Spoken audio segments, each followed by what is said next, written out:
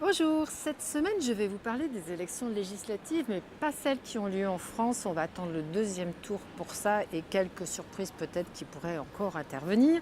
On va parler des élections qui ont lieu au Royaume-Uni et j'accueille mon collègue du Labour, Seb Dance, que je vous avais déjà présenté. Et je voudrais l'entendre parce qu'il y a dans ces élections une belle leçon de modestie à tirer. Quand Theresa May a voulu organiser ces élections, elle partait avec 20 points d'avance. Résultat, après les élections, elle a perdu sa majorité et on va essayer de savoir pourquoi il s'est passé ça. Seb, tu vas parler en anglais. Oui, Euh, si je pourrais. Oui, c'est vraiment très gentil de le faire pour nous. J'aimerais t'entendre pour savoir, selon toi, qu'est-ce qui s'est passé avec ces élections? Qu'est-ce qui s'est passé d'abord avec Theresa May? On reviendra au Labour ensuite. Qu'est-ce qui s'est passé avec Theresa May? Well, Theresa May went into this election thinking she was very strong, thinking that her position was very popular. She came with a very, very hard mandate for a severe Brexit, for making Britain a meaner, smaller place, in my view. And my view was clearly shared by a lot more people than she had counted on. And we've ended up with her being significantly weakened, with her majority having been removed. And of course, she said throughout the entire election, give me a big mandate and I will take Brexit through and deliver. And the country said, no thanks. That's it.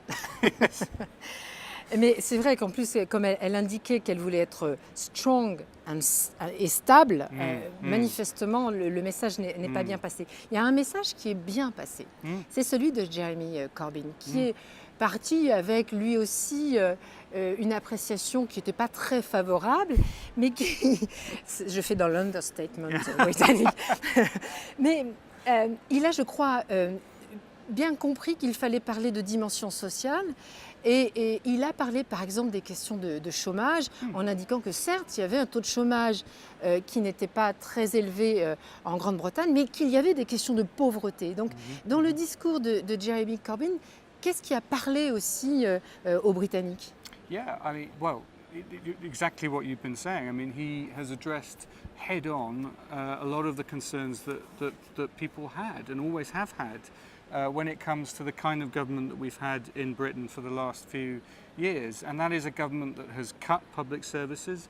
It has, in effect, let things like the health service wither on the vine. They have cut the bursaries for training into the health service. They've cut education. They've cut policing numbers. They've cut a whole series of essential public services in the name of austerity. And frankly, people have had enough.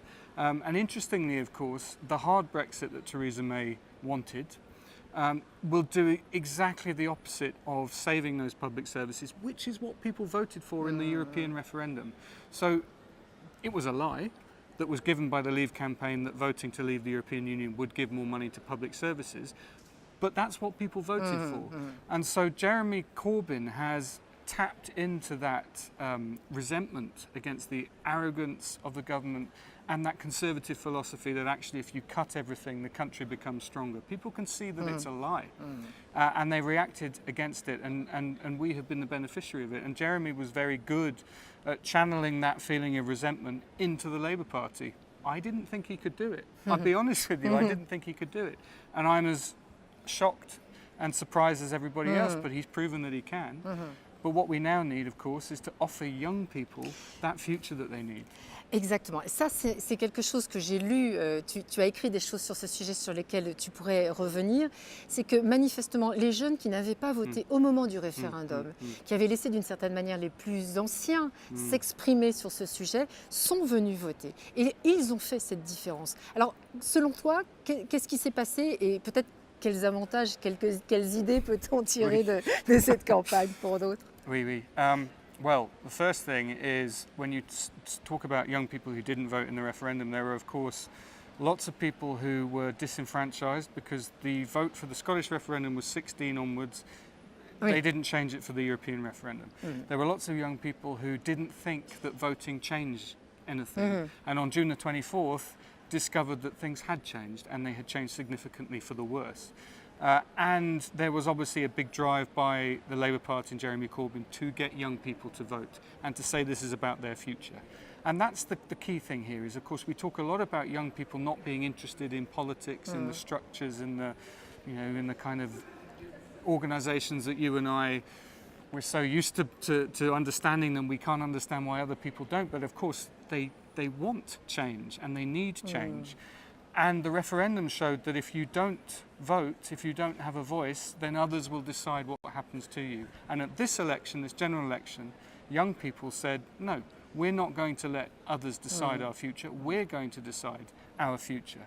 And so the turnout amongst younger people was astonishing, absolutely astonishing. There were queues in the polling booths, and what we now have to do in the Labour Party, we recognise this new level of support. It's very exciting. It's really exciting, but we need now to offer the alternative. And that alternative, in my view, has to be a European vision as well as the other platform that we're putting forward. Because without a European vision, British people will not, young British people will not have the opportunities that French young people will have, that German young people have, that Italian young people will have. I don't want to see my country weaker or young people in my country cut off from the opportunities that Europe gives. I want to be in the EU. I think most young people want to be in the EU. But if we have to leave the European Union because of the referendum, then let's keep as much as we can of the links because they're so important to young people. Merci beaucoup, Seb. Je vous en prie. Et je suis sûre que ce type d'idée devrait être développé dans la future campagne qui nous attend des européennes. Je crois que c'est vraiment a key point for the future. Oui, oui. Merci, Seb. Merci.